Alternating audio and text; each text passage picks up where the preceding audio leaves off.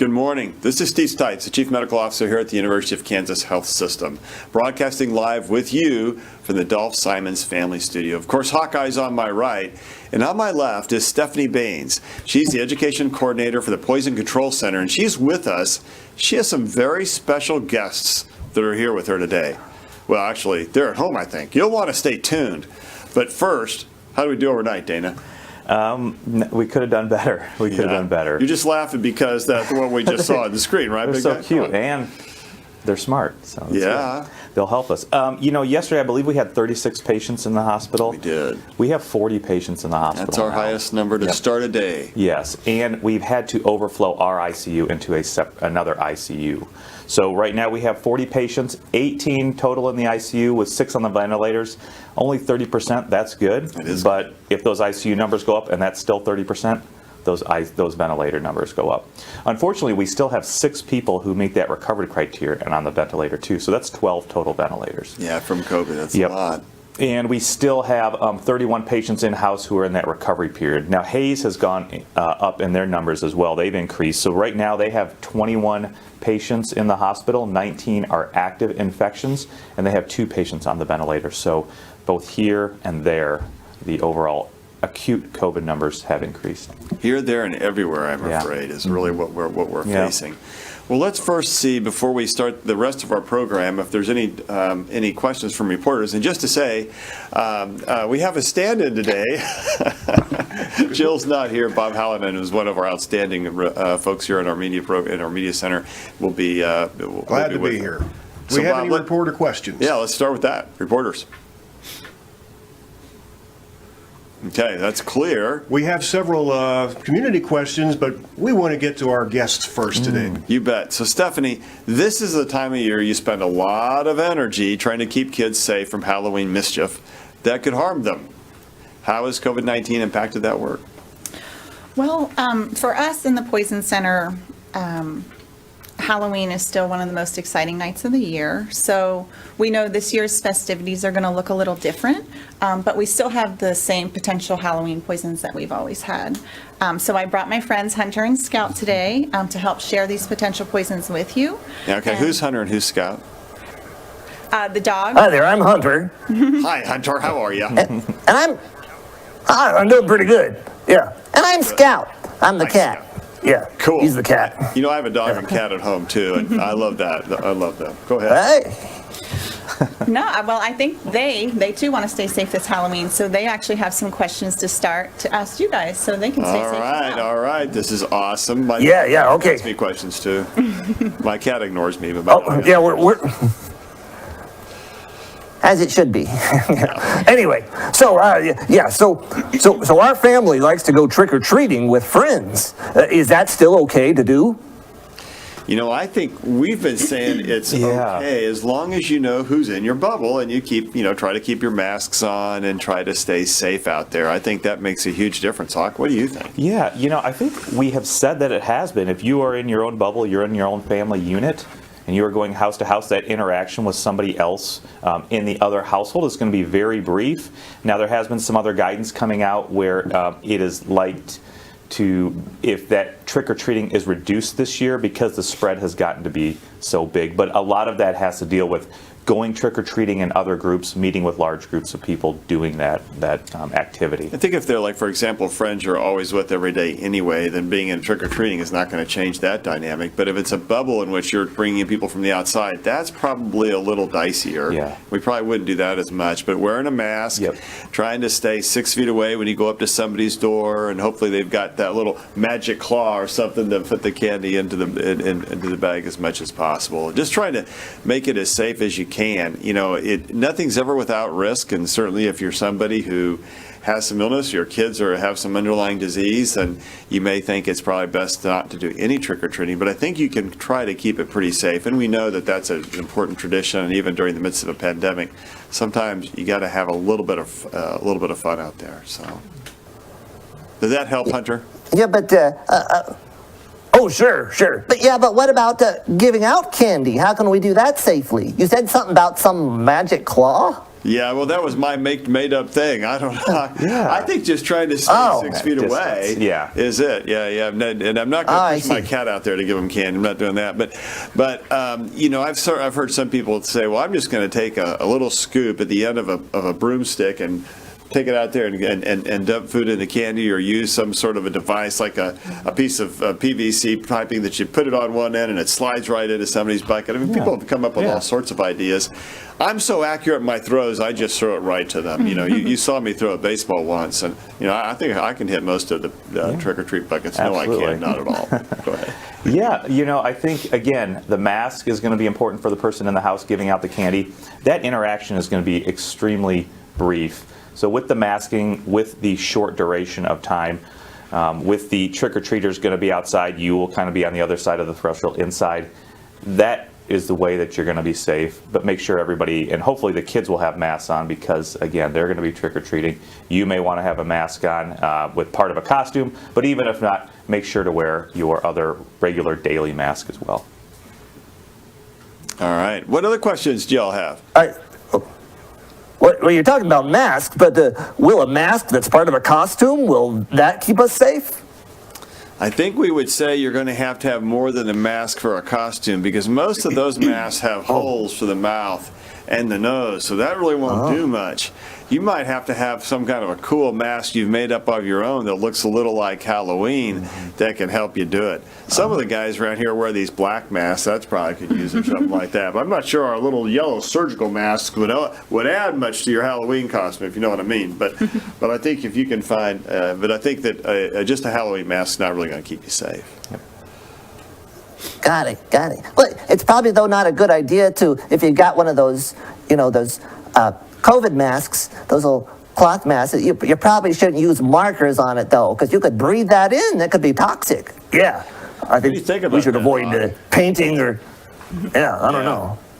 Yeah, always use non-toxic paints and markers for sure. You probably don't want to mark it up and do anything that would maybe decrease the integrity of the natural mask as well. So I think that's one thing to consider. So, so that's trick-or-treating, but what are some other activities we could do to stay safe? Well, that's a great question. Well, for Halloween, I think you can do some cool things around your house. So here's an idea. I've heard a couple of families who have talked about combining Halloween and Easter to have Hallow-Easter. I don't know, that's what, maybe Easterween, I don't know. Easterween. But they're hiding the holiday candy, the Halloween candy around the house, and they treat it kind of like trick-or-treat suddenly becomes an Easter egg hunt. I think that's one way to think about a way to stay safe and have a lot of fun at home. Yeah, I love Easter egg hunts. I'm still finding eggs from last Easter. Boy, are you guys smell them. How are they there, Hunter? Are they good? Oh, they're delicious. They're delicious. Ugh. Dogs Well, that's are awesome. Yeah, dogs do that. Yeah. What other questions do you all have? Well, that's all the questions we have, but let's see. So, Stephanie, we've been talking about how kids can stay safe from poisons during Halloween, haven't we? Yeah, absolutely. Yeah. So at the Poison Center, we typically see an increase in calls, about glow sticks, Halloween makeup, and medicines, because there's lots of medicine that looks like candy. And so I think Hunter and Scout want to share how the kiddos can stay safe, and then I'll add at the end how the parents and caregivers can help keep everyone safe. So I love it. Let's do it. Yeah. All right. So, it's important to play it safe at Halloween when it comes to poison. Now, what do kids like most about Halloween? Oh, zombies. No, wait, vampires. No, vampire zombies. This might be a long shot here. I think maybe the answer is candy. Oh, yeah, that's right. Halloween means there's more candy in the house, and you need to be sure that what you are eating is actually candy. Yeah, some medicines and drugs might look like candy, but they aren't. If you eat medicine when you aren't supposed to, you could get very sick. Yeah, so be sure to ask a grown-up before you eat anything. Ever dress up on Halloween? Oh, yeah. One year I went as something really spooky. A labradoodle. Oh, hey. I dressed up as something spooky, too. What's that? A veterinarian. Ugh. Yeah. Well, dressing up in costumes and putting on spooky makeup is a fun part of Halloween. Right. But did you know that makeup can be poisonous? It can. Yeah. Only use new, non-toxic face paint on your skin. And if your containers of makeup are expired, be sure to throw them away. Huh. Well, that's probably good advice. We tell people that about meds all the time. Yeah. So what do you do about decorating your house? Oh, we love to decorate our house for Halloween. Sometimes we use dry ice to make a spooky fog. Ooh, that is spooky. Mm-hmm. Yeah, dry ice can look really cool, but remember that it is super cold. It's so cold that touching it can hurt your skin. Ooh. So always wear gloves or use tongs when handling it. And never use it in a small enclosed space. Like a doghouse. Yeah, like a doghouse. Yeah. Oh, it sounds like we probably shouldn't try to eat dry ice either. No. Nobody wants a frozen tongue. Ugh. And when it gets dark outside, do you ever use glow sticks? Oh, yeah. Glow sticks can help others see you if you are outside after dark. But be sure to let a grown-up help you activate a glow stick. Never chew on a glow stick. Yeah, it could break and get the liquid inside all over the place. Or it could cause irritation if you get it in your mouth or in your eyes. So team here, what can you do if you or someone you know has touched or gotten poison in their mouth or on the tongue? Well, you can call the poison helpline, can't you, Stephanie? Absolutely. So we would recommend that anyone, if they think they've been exposed or have questions about exposures or have in fact been exposed to a poison, that they call the poison helpline. Our specially trained nurses and pharmacists are available 24/7, and all calls are free and confidential. In addition, I wanted to add, they had some great tips for the kiddos, but just for the parents, I wanted to remind them to store all medicines locked up and away, because kids are in candy mode right now, and a lot of medicines tend to look like candy. We do recommend that they use the glow sticks. They can help them see and be seen, but we don't want them to put them in their mouths or chew on them, because they could break open. And as they said, the contents can be irritating to their mouth or eyes. If they're using dry ice at their party, we don't recommend that they put it in individual cups, because we don't want anyone to drink that. And always use the non-toxic face paint or things that are actually designed to be on your skin. Don't use like regular spray paint on your face or body. And then remove it at night before you go to bed, so it doesn't cause any irritation. And if you're having a socially distanced party as adults, if there's alcoholic beverages involved, we would want to make sure that you store all those up and out of reach, and make sure you clean up at the end of the night. And then our last tip would just be to be prepared. So we encourage everyone to program our poison helpline number into their cell phones, so they have it just in case. The number is good nationwide, and that number is 1-800-222-1222. And we're happy to help. 222-1222. Yeah. I can remember that until I forget it, so I'm going to program it. Program it into your phone. You'll be ready. Outstanding. I want to say to Hunter and Scott, first of all, I love the decorations at your house. The leaves, the boo, all the orange, and the little spider web behind you. It feels kind of like Halloween. There's even a pumpkin, huh? Very cool. You guys worked hard at that. Oh, thank you. Yeah. We like to get out of decorations every year. Here's what I want to know is, which one of you cooks and which one of you cleans up? Cook? Clean up. We're pets.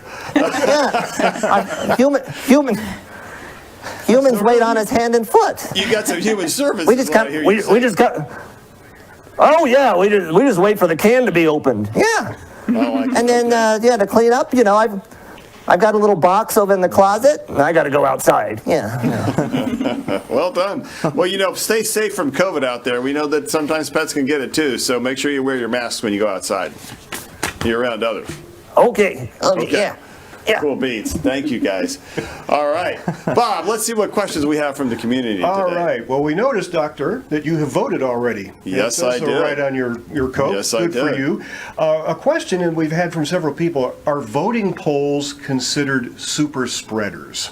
I don't think voting polls are considered super spreaders. You know, voting is something, and I'm getting out of my lane here a little bit. I'm a doctor.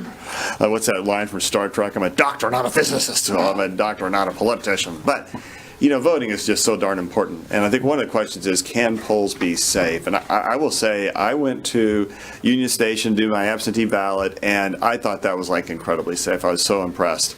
People were all masked. They were wiping down every surface. They, you know, nobody else touched my polling card but me. I was 6 feet apart at all times. I mean, they did a great job. And I think what I'm hearing from others who have done the same thing in both Missouri and Kansas is that it really has felt safe. I believe that so many efforts have gone into place to make sure that voting is safe, that absolutely, I think, especially during the midst of this pandemic, I just don't think that voting's ever been so darn important. Everybody needs to let their voices be heard, and Republican, Democrat, what have you, get out there and vote, and I think you can be safe, Hawk. Yeah, you know, again, we both voted early. Yep. You know, I was in Johnson County, and, you know, I think all over, though, just as in schools, every place, every voting commission or county has taken really good steps to try and ensure the safety of people. And when I voted, everybody was in masks except for 2 people, again, that were in face shields. You know, that doesn't really constitute barrier protection. So everybody needs to be in a mask, and I'm sure they will when they're in line. The line moves through pretty quickly. Now, there may be some differences from Johnson County or Union Station to other urban areas in large cities or anything like that. But again, the important thing is I think all these commissions have taken good steps and promoted these good steps to try and ensure the safety of voters. Yeah, I think it's the right thing to do, and I think it's a safe thing to do, and I believe that we can. I don't believe that this will be a super spreader event. And just to call out, I know in Jackson County, Arrowhead Stadium is now available, and the Chiefs have turned Arrowhead Stadium into a polling place. And I don't know all the details about that. You'd have to go Google it online, but I think lots of different folks can go out there and vote. I've heard that Wichita is setting up field hospitals. Is it really that bad, and what does this mean? You know, we have been in touch with some of the folks in Wichita, and it's what you've been hearing us say. It's harder. This is probably as hard as it's been since the very beginning of the pandemic when it was spreading. And you're seeing this in multiple cities throughout the country. People are talking about having to put more measures in place. You saw Europe, they were closing bars and restaurants in many cities in the United States. They're rolling back the time and the occupancy and going to essential businesses only. And it's because there is another wave, or whether it's the same wave or just a surge, I don't care. It's just there's more people out there with coronavirus. The numbers are up by 40 or 45% in the rolling 2-week average. So that means if you compare this 2 weeks with the last 2 weeks, we have 40 to 45% more people that are testing positive for the coronavirus. And it's not just a question of, it's not just a question of testing. It's a real challenge that we're facing because there's more positive COVID patients out there, which translates into more hospitalizations, which then creates a problem around ICU bed capacity. And it's happening at a time of the year when the hospitals are just full. And I think that's been our struggle here. And we know that there are people that we couldn't get transferred into our hospital or into Kansas City from outside hospitals that needed more advanced care. And it's because we're full. So I think that is a sign of that down in Wichita. I think putting up a field hospital in Wichita, Wesley and HCA, the HCA hospital and Via Christi, which is an Ascension hospital, have both. Those are both good hospitals, and I think that they are facing that bed crunch. And those conversations are starting in Kansas City because we're all facing the same bed crunch, and everybody's working hard to try and make sure we can have capacity if these numbers continue to increase. The good news is that Kansas City, you have bent the curve before and you know what to do, right? And we have to stress that. Hospitals cannot bend the curve. We're here to take care of folks when they're sick. There's only one group of people that can bend the curve, and it's you. And we know what the measures are to bend the curve because we've done them. And we know that when those measures are followed, communities stay safe.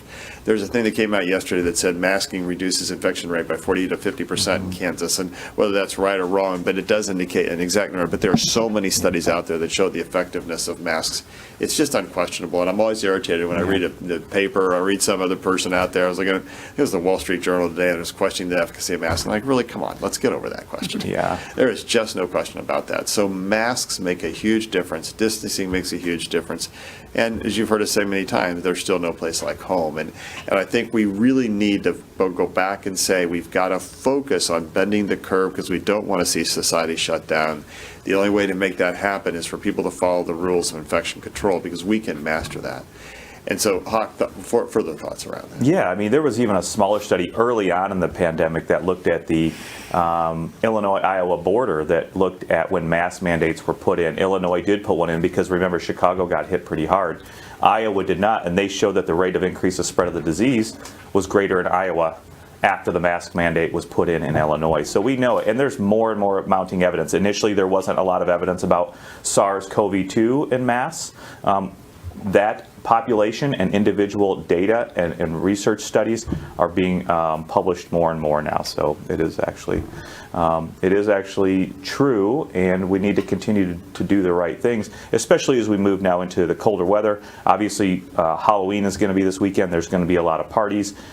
I would probably advise everybody not to go to those parties. Meeting and gatherings, the chance that somebody at that party is going to have or that gathering is going to have SARS-CoV-2, COVID-19, is probably pretty high. We've seen that because as the spread in Kansas City area has gotten more, the chance that someone in a large gathering is going to have that, or 2 or 3 people, is greater and greater every day.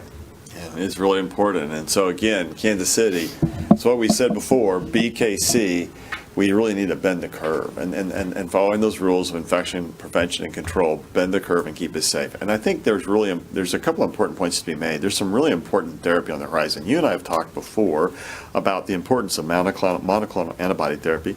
Mario Castro's been on the program. Madia Salate and Dr. Ojo were on the program earlier this week. In the New England Journal of Medicine yesterday was a phase 2 study in which they reported the results of how the monoclonal antibody therapy lowered the hospitalization rate from 6.3% to 1.6%. Yeah. That's a huge difference, folks.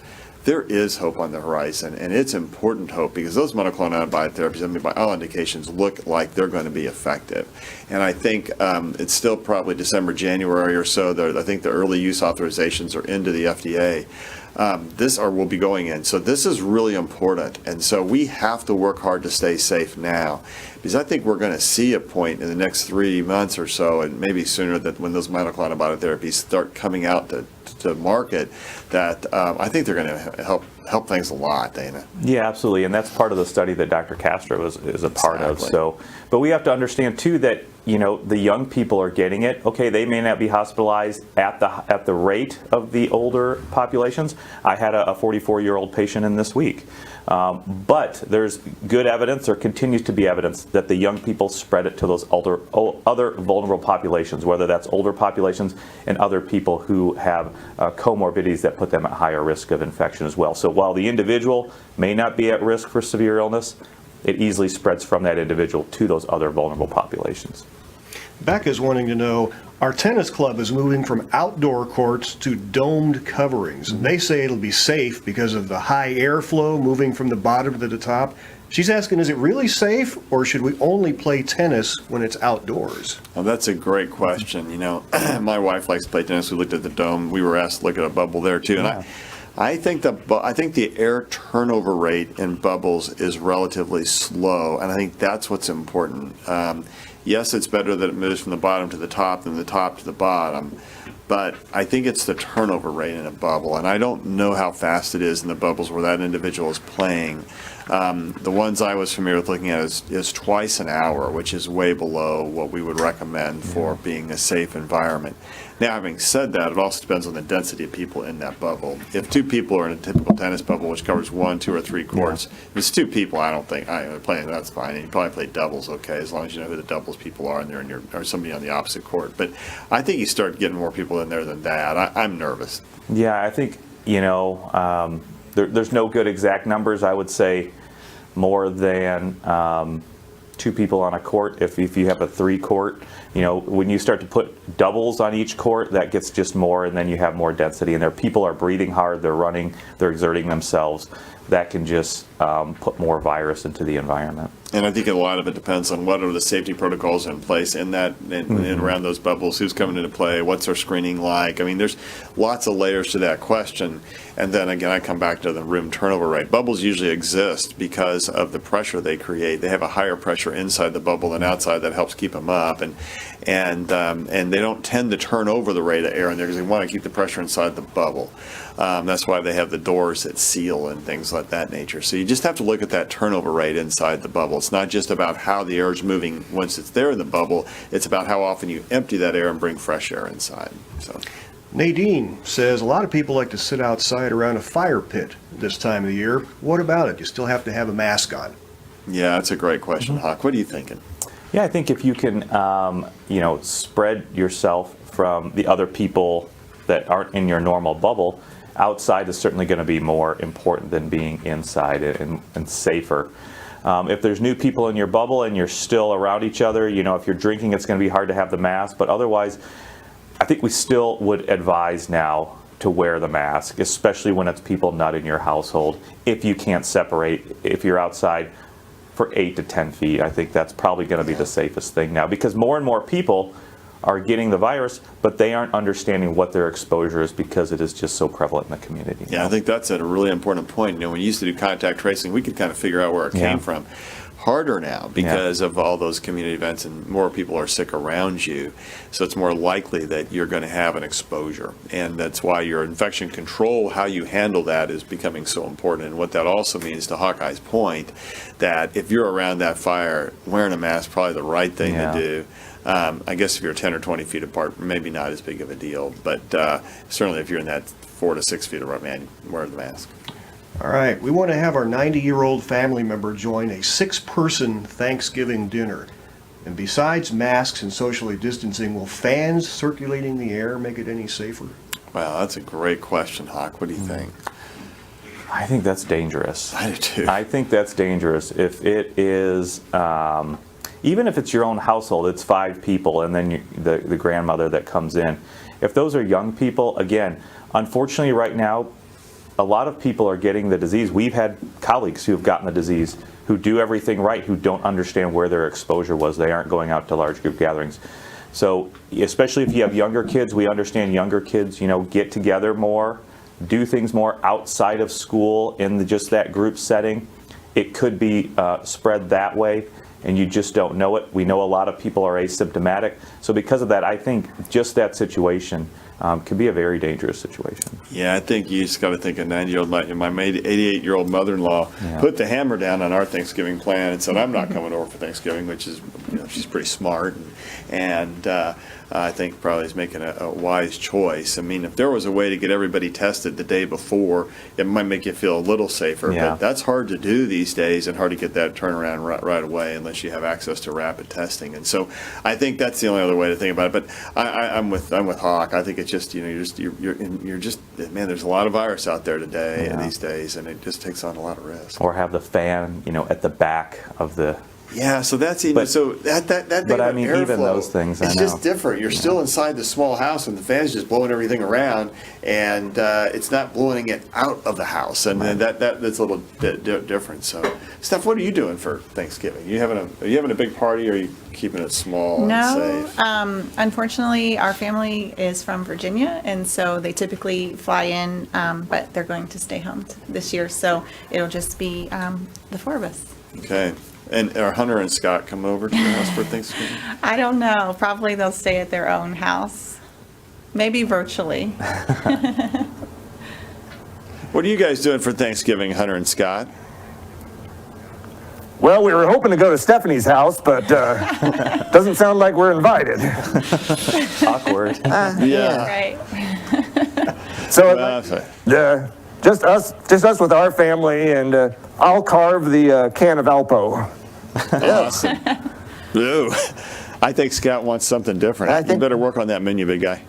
I'll just have pumpkin pie. Yeah.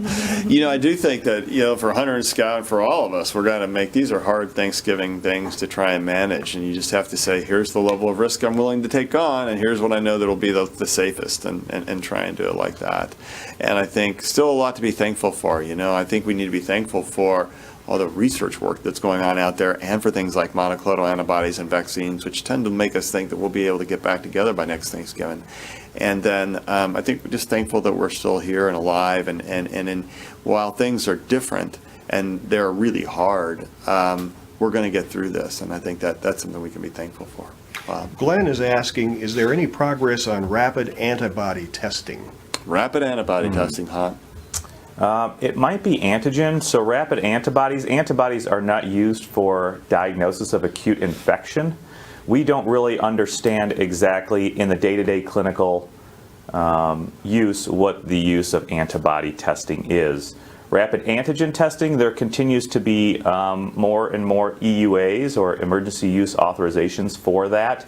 We understand that the sensitivity is still not as high as the PCR. One theory behind that is that you don't have enough viral concentration to be detected, and therefore not enough concentration to be infectious. So there does continue to be persistent research and development behind the antigen tests.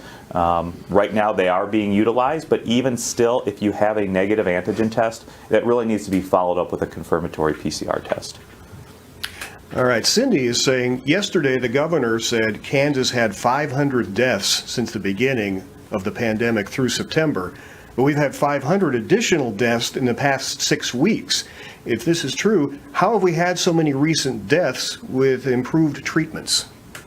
Yeah, I'd have to go find those numbers. Yeah. Are you aware of that number? I am not aware of those numbers, but what I can tell you is that certainly we have seen the mortality or death of hospitalized patients, and overall the case fatality rate, meaning every case that's diagnosed, did those persons die. So really overall the case fatality rate has improved, but I think it's a combination of different things.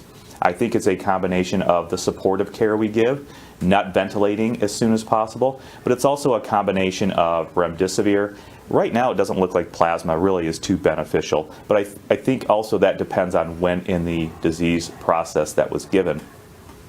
But dexamethasone has really proven to be very helpful in reducing mortality. And then, of course, the anticoagulation and trying to prevent or treat any blood clots that occur in the lungs and other places in the body. But then again, I also mentioned the supportive care, not trying to ventilate them, doing other things, the proning. There's been a combination of things to help reduce mortality, but overall we know that cases have increased. So that is one of the reasons maybe why the deaths have increased as well. In those rural areas in Kansas are hit harder right now than they have been 6, 8, 12 weeks ago as well.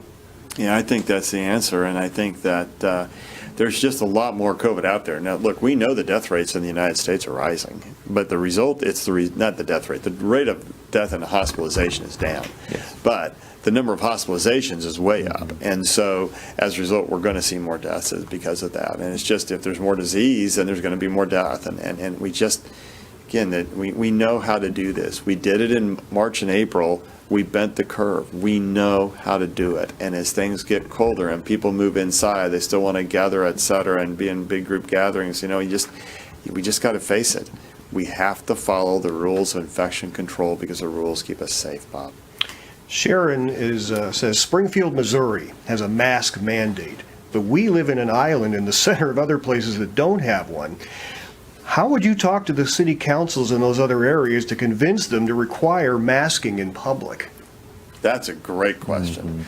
All these are great questions. I don't know how you convince people to wear masks and to do that, whether you're in small town Missouri, small town Kansas, or quite frankly in our metropolitan area, because you see it. Right? And I think there's just people who just, A, they don't believe it, B, they have COVID fatigue, they're tired of it, they have cows, COVID weariness syndrome, they have, or they're just angry and they don't want to be told what to do.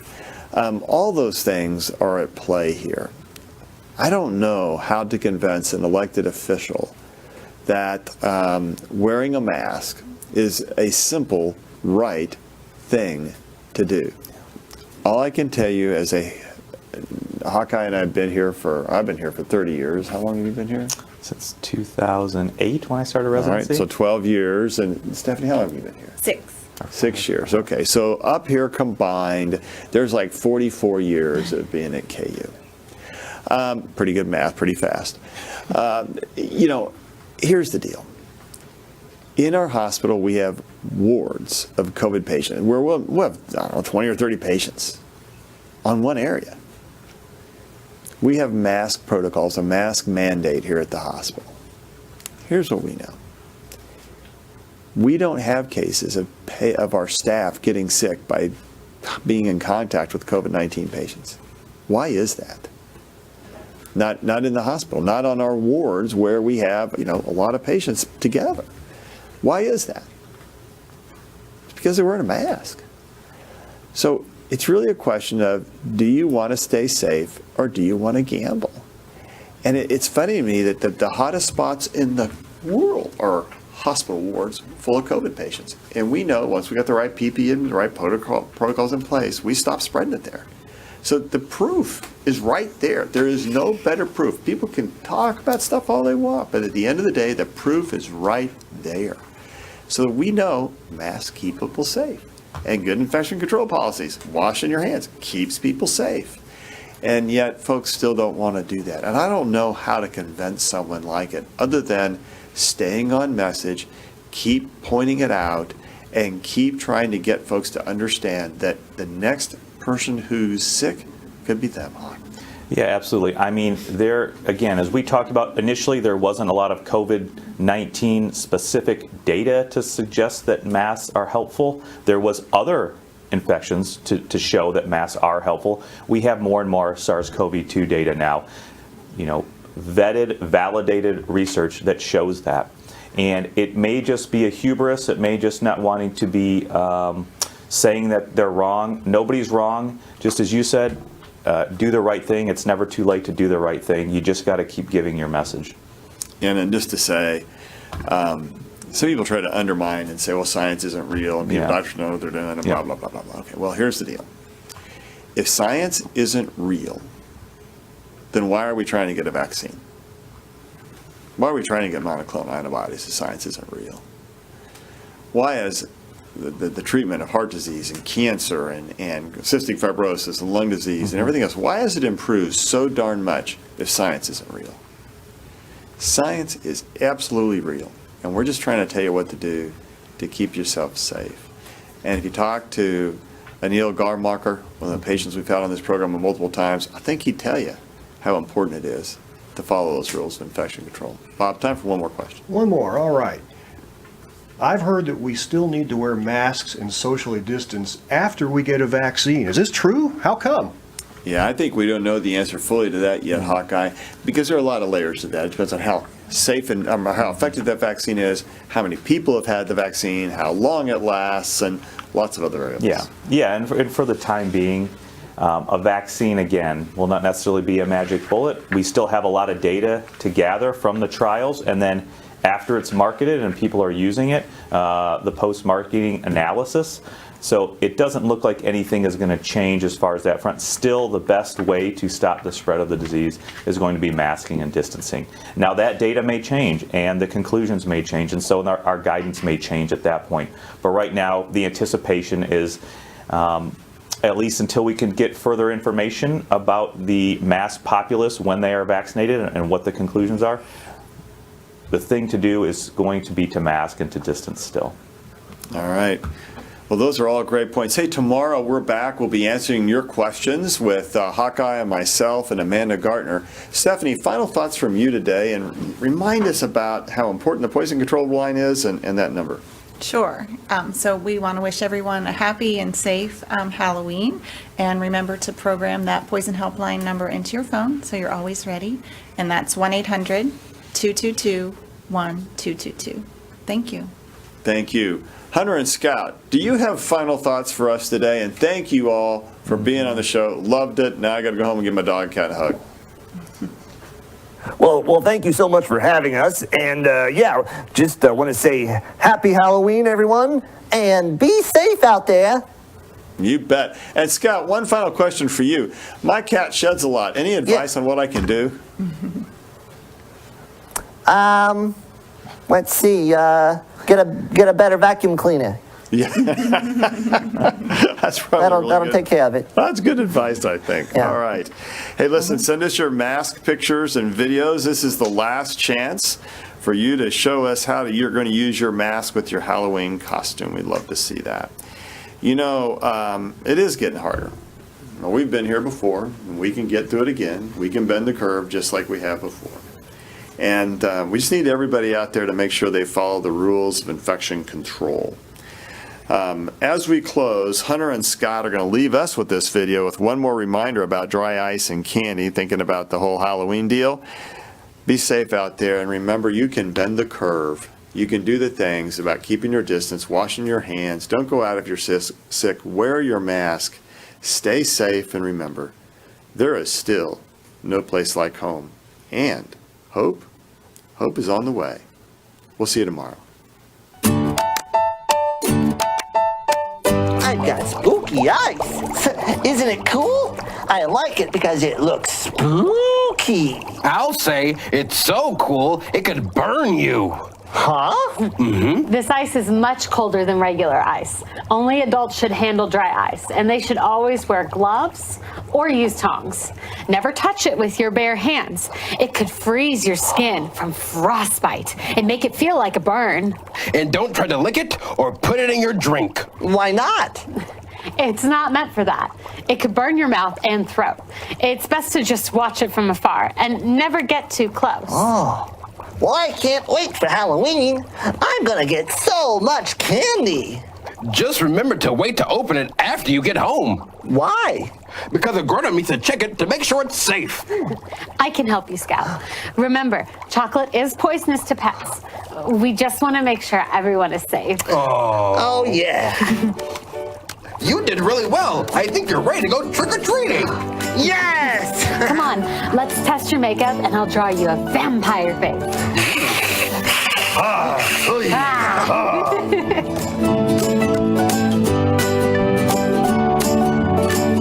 We understand that sometimes, despite our best efforts, poisons can happen. Call 1-800-222-1222 right away.